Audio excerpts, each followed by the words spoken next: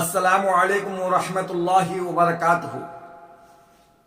Hazrat Abbas bin Abdul Muttalib రజియల్లాహు తఆలా అన్హు గారు నేను ప్రవక్త సల్లల్లాహు అలైహి వసల్లం గారు ఇలా పలుకుచుండగా విన్నానన్నారు. ఎవరైతే అల్లాహ్ తాలాను తన పాలకుడని, ఇస్లామును తన మతమని, ముహమ్మద్ సల్లల్లాహు అలైహి వసల్లం గారిని తమ ప్రవక్త అని సమ్మతించడానికి ఇష్టపడతాడు, ఆ వ్యక్తి ఈమాన్ అనగా విశ్వాసమును రుచి చూశాడు. అతడు ఈమాను మాధుర్యమును పొందాడు. వివరణ అంటే అర్థము అతనిలో అల్లాహ్ తాలా యొక్క దాస్యము, ఇస్లాము ప్రకారం ఆచరణ, హజరత్ ముహమ్మద్ సల్లల్లాహు అలైహి వసల్లం గారికి విధేయత చూపడము ఉండాలి.